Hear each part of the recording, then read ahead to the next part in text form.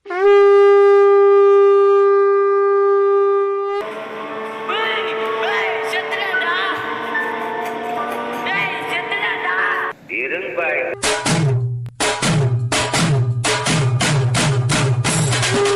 வணக்கம் மக்களே.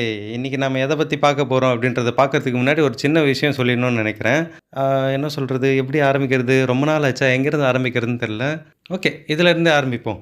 என்ன விஷயம் அப்படின்னு பார்த்தீங்கன்னா, நியூ இயர் முன்னாடி வரைக்கும் மாலை போட்டு விரதம் இருந்து கோயிலுக்கு போயிட்டு வந்து அது இதுன்னு நிறையா ஆகி நிறைய வேலைகள் சிக்கல்கள் எல்லாத்தையும் சமாளித்து நம்ம சேனலுக்கு திரும்ப வரத்துக்குள்ளே கொஞ்சம் டிலே ஆயிடுச்சு, கோச்சிக்காதீங்க.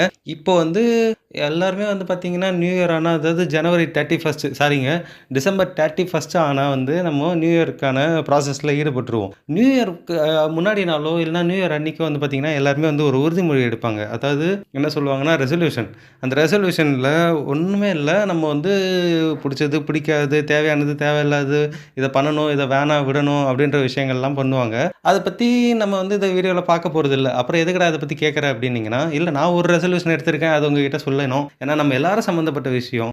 நான் வந்து வாரத்துக்கு ஒரு வாட்டியாவது ஒரு வீடியோ போட்டணும் அப்படின்றத இப்போதைக்கு ரெசல்யூஷனாக எடுத்திருக்கேன். பொதுவாக யாரும் எடுக்கிறது இல்லை, எடுத்தால் பண்ண மாட்டோன்னு தெரியும். அதனால் வந்து நான் வந்து இந்த வாட்டி எடுத்துட்டு இதை பண்ணி ஒரு வாட்டி பார்த்துருவோம், கரெக்டாக காட்டிடுவோம், முடிச்சு காட்டிடுவோம் அப்படின்ற ஒரு விஷயத்த மைண்டில் வச்சுருக்கேன். நீங்கள் இந்த மாதிரி எதாவது எடுத்துருந்தீங்கன்னா கீழே கமெண்ட்டில் சொல்கிறேங்க. ஸோ இப்போ நம்ம வந்து டைம் வேஸ்ட் பண்ணுவோம்னா டேரெக்டாக வந்து நம்ம என்ன கண்டுட்டோ அதுக்குள்ளே போயிடலாம். ஸோ வெல்கம் பேக் டு 1001 அடிமை பண்ணி என்னென்னமோ யோசிச்சு பார்த்தோம்.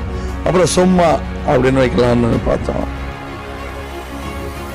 இப்போ வந்து பார்த்திங்கன்னா காலகாலமாக தமிழில் வந்து நிறைய படங்கள் வந்திருக்கு, உங்களுக்கு எல்லாருக்குமே தெரியும். இதில் வந்து தவிர்க்க முடியாத சில படங்கள் வர்ற அந்த ஜெனர் இருக்குது பார்த்தீங்களா, அது தவிர்த்து இதெல்லாம் எடுத்துருக்கவே வேணாம் அப்படின்லாம் சில பேர் நினைக்கலாம். இது எடுத்ததும் பரவாயில்ல, நம்ம இதுவும் வேர்ல்டு கிளாஸ் அளவுக்கு, இதெல்லாம் வந்து வேர்ல்டு கிளாஸாடா அப்படின்னு யோசிப்பீங்க. கரெக்டு தான். இருந்தாலும் வந்து வெளிநாட்டில் இதுவும் ஒரு தனி ஜெனராக இருக்குது. அதே மாதிரி இப்போ நம்ம தமிழில் வந்து ஒரு சில படங்கள் பற்றி தான் பார்க்க போகிறோம். எல்லாமே வந்து பார்த்திங்கன்னா அடல் சம்மந்தப்பட்ட படம். இருந்தாலும் இங்கே ஓடிச்சு, இவ்வளோதான் விஷயமே. அதுவும் குடும்பங்கள் கொண்டாடுன்ற அளவுக்குலாம் பேசப்பட்டது, கும்பல்லாம் பார்த்துருக்கோம் நாங்களும் ஃப்ரெண்ட்ஸோட போகும்போதெல்லாம். அந்த மாதிரியான ஒரு சில படங்களுடைய தொகுப்பை தான் இந்த வீடியோவில் நீங்கள் இப்போ பார்க்க போகிறீங்க. ஸோ முதல் படம் என்ன அப்படின்னு பார்த்தீங்கன்னா 2013 நம்ம பிரசன்னா இருக்கார் பார்த்தீங்களா, அஞ்சாதே படத்தில் வில்லனா வருவார். அவர் வந்து நடிச்சிருக்காரு. RS பிரசன்னா அப்படின்றவர் வந்து எழுதி இயக்கியிருக்காரு. இந்த படத்தோட பேர் வந்து கல்யாண சமையல் சாதவங்க. இந்த விஷயம் என்னன்னு பார்த்தீங்கன்னா, அவருக்கு வந்து அரேஞ்ச் மேரேஜ். ரொம்ப ஸ்டார்டிங்கில் பார்த்தீங்கன்னா ஆஹா ஓஹோன்னு சூப்பராக அப்படியே ரொம்ப அப்படியே ஒரு பிளிஸ்ஃபுல்லாக ஒரு பிளாசமாக வந்து படம் ஓப்பன் ஆகும். கடைசியில் பார்த்தீங்கன்னா அவருக்கு வந்து ஒரு சின்ன பிரச்சனை, அதாவது கல்யாணம் ஆகி குழந்தை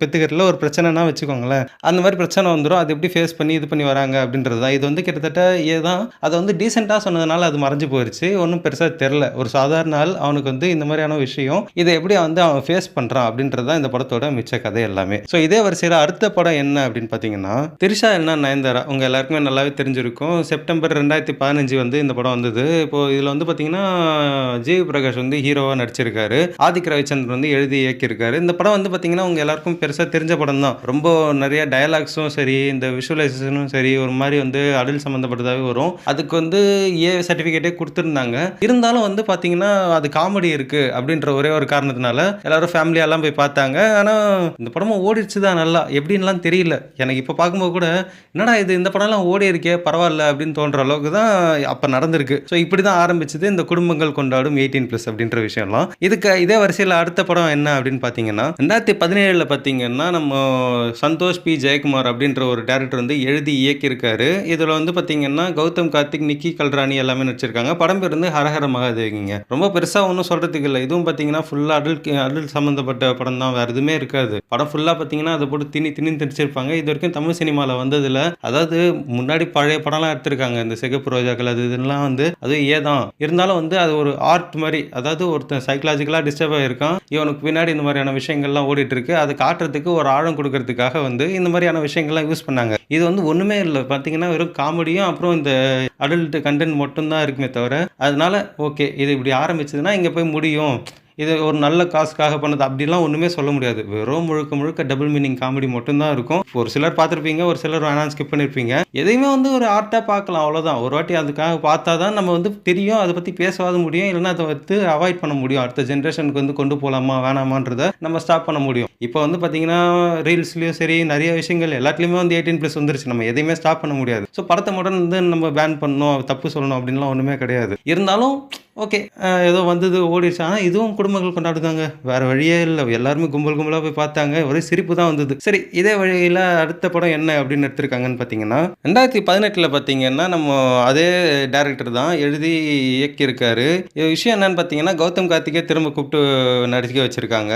யாஷிகா ஆனந்த் அந்த மாதிரி சிலர்லாம் வந்து முக்கியமான ஒரு கேரக்டரா பண்ணியிருக்காங்க. இந்த படம் பேர் வந்து இருட்டல் முரட்டு குத்து. எல்லாரும் கேள்விப்பட்டிருப்பீங்க. இதுல கொடுமை என்னன்னு பார்த்தீங்கன்னா, அந்த படமாவது பரவாயில்ல ஹரஹர மகாதேவியாவது. இது ஒரு படி மேல போய் ரொம்ப மோசமா இருக்கும். ரொம்ப வல்கராவே இருக்கும். ஓப்பனாவே வந்து நெறைய விஷயங்கள்லாம் இருக்கும். பார்க்காதவங்க தயவுசெய்து பார்க்காமயே விட்டுருங்க. நல்லது தான். இப்ப அப்ப எதுக்குடா நீ இத பத்தி சொல்ற அப்படின்னு கேட்டீங்கன்னா, ஒரு தொகுப்பு தான். வேற எதுவுமே இல்ல தெரிஞ்சுக்கிறதுக்கு. அதாவது 2000க்கு முன்னாடி எப்படி இருந்தது சினிமா, 2000க்கு அப்புறமா எப்படி இருக்கு சினிமா. நம்ம வந்து நாலேட்ஜா அப்படின்னு பார்த்தீங்க அப்படின்னா வந்து இதெல்லாம் ஓகே. இந்த மாரிலாம் பண்ணியிருக்காங்க. அதுலயும் வந்து பார்த்தீங்கன்னா, முக்கியமான ஒரு குற்றவாளி அதாவது முக்கியமான ஒரு இடத்துல வந்து பார்த்தீங்கன்னா, இந்த சந்தோஷ் பி. ஜெயக்குமார் இவர் தான் வந்து 3 படம் பண்ணியிருக்காரு இந்த மாரி. அதுல வந்து இன்னொரு படம் அவரே பண்ணியிருக்காரு. அத பத்தி அடுத்து சொல்றேன். இந்த படத்த ஒரு வேள பார்த்துருந்தீங்க. எப்படி இருக்கு? அதாவது நெகட்டிவா தான் கண்டிப்பா இத பத்தி சொல்லுவீங்க. அது எப்படி இருந்தாலும் கீழ கமெண்ட்ல சொல்லுங்க. அதுக்கப்புறம் அடுத்த படம் என்ன அப்படின்னு பார்த்தீங்கன்னா, 2ஆம் குத்து அப்படின்னு சொல்லிட்டு அது அந்த படத்தோட சீக்வல் வேற. ஏதோ இந்த ஹாரி பாட்டர் 1, 2 அந்த மாரி அவ்வளோ வந்து எதுக்கு அந்த மாரிலாம் பண்றாங்கன்னே தெரியல. அதனுடைய கன்டினியூஷன் எதுக்கு வச்சாங்க? சரி ஓகே. ஏதோ பண்ணணும்னு பண்ணிட்டாங்க. இதுல வந்து அவர் வந்து வேணான்னு சொல்லிட்டாரா என்னன்னு தெரியல. இல்லன்னா ஆள் கிடைக்கலையான்னு தெரியல. இல்லன்னா இது என்ன விட யார்ரா இத சூப்பரா பெஸ்ட்டா பண்ண முடியும் அப்படின்னு ஒரு ஒரு என்ன சொல்றது? ஒரு எந்த்தோட என்ன பண்ணியிருக்காரு, அவரே இந்த படத்துல நடிக்கவும் நடிச்சிருக்காரு.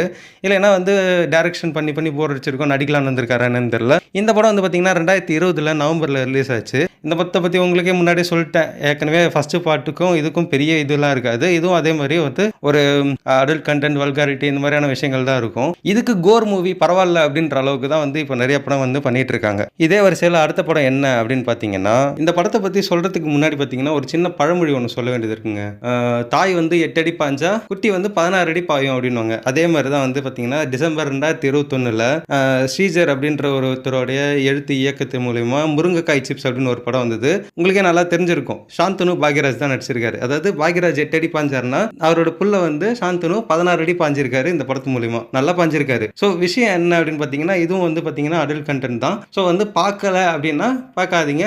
பார்த்தவங்க இருந்தீங்கன்னா கமெண்ட்ல சொல்லிடுங்க. ஸோ இதோட வந்து பார்த்தீங்கன்னா இந்த விஷயங்கள்லாம் முடியுது. ஒருவேளை வேற ஏதாவது நான் படம் கண்டிப்பாக விட்டுருப்பேன். அவ்வளோலாம் நான் இதெல்லாம் தேடி பார்க்குற ஆள் கிடையாது. ஏன்னா வந்து நம்ம ஃபுல்லாக வந்து பார்த்தீங்கன்னா ஹாரர், த்ரில்லர் இந்த மாதிரியான விஷயங்கள்ல தான் மைண்டு போகும். இது போக வந்து கமர்ஷியல் பார்ப்பேன். எப்போனா வந்து மைண்டு சரியில்லை ஜாலியான மூடுக்கு வரணும்னா கமர்ஷியல் பார்க்கலாம். அதாவது ஒரு வகையில் என்னன்னு பார்த்தீங்கன்னா, இந்த டைரக்டரே இருக்கிறாரு, படம் பண்ணுறாரு அப்படின்றப்போ, நம்மளும் நம்ம லைஃப்பில் ஏதாவது சாதிக்கலாம் அப்படின்ற ஒரு ஒரு தன்னம்பிக்கை கொடுக்கும். அப்படி இல்லை அப்படின்னு பார்த்தீங்கன்னா, சரி ஓகே ஏதோ ஒன்று ஓடுது கண்ணு முன்னாடி, பைக்கெல்லாம் தூக்கி அடிக்கிறாங்க, கார்லாம் பறக்குது, மாலையிலேருந்து குதிக்கிறாங்க, மலையிலேருந்து ஜம்ப் பண்ணுறாங்க, அது இதுன்னு சொல்லிட்டு நம்ம ஜாலியாக அதாவது இந்த ஃபேண்டசி மூவி பார்க்குற மாதிரி பார்த்துட்டு போகலான்னு வச்சுக்கோங்க. ஸோ இதோட வந்து இந்த வீடியோ வந்து முடியுது. இன்னொன்று வந்து எல்லாருக்கும் ஹாப்பி நியூ இயர். முடிஞ்ச நியூ இயருக்கு ஏன்டா இப்போ வந்து சொல்கிறேன் அப்படின்னு கேட்டிங்கன்னா, இப்போ தான் வீடியோ போடுறேன் கோச்சிக்காதீங்க. நடுவில் போடவே முடியல. இதுக்கப்புறம் நான் சொன்ன ரெசல்யூஷனில் வர மாதிரி கரெக்டாக உங்களுக்கு வீடியோ கொடுத்துருவேன். நீங்கள் ரெசல்யூஷன் ஏதாவது இருந்தீங்கன்னா முன்னாடி சொன்ன மாதிரி கீழே போட்டுருங்க. இன்னொன்று ஒரு முக்கியமான விஷயம், கீழே கமெண்ட்டில் யாருமே நான் சொல்கிறதே இல்லை. நான் எவ்வளோ சொல்கிறேன், உங்களுடைய அன்பெல்லாம் எதிர்பார்க்குறேன். ஒரு சிலர் தான் கொடுக்குறாங்க அந்த மாதிரி. அதில் முக்கியமான வந்து பார்த்தீங்கன்னா என் வாய்ஸ் நல்லா இருக்குன்னு ஒருத்தர் சொல்லியிருக்காங்க. ரொம்ப தேங்க்ஸ் அவங்களுக்கு. திரும்ப இதே மாதிரி நீங்கள் வந்து அந்த என்ன சொல்கிறது சப்போர்ட் கொடுத்தீங்கன்னா நான் இன்னும் நிறையா போட முடியும். நிறையா வந்து உங்களுக்காக வந்து என்னுடைய டைம் ஸ்பெண்ட் பண்ணி உங்களுக்கு இந்த மாதிரி வீடியோலாம் எடுத்து போட்டு நீங்களும் ஜாலியாக சிரித்து அதை நிறைய பேருக்கு ஷேர் பண்ணி அப்படியே சேனல் பெருசாக வளரும். ரொம்ப நன்றி. தேங்க்யூ. Good night. பை.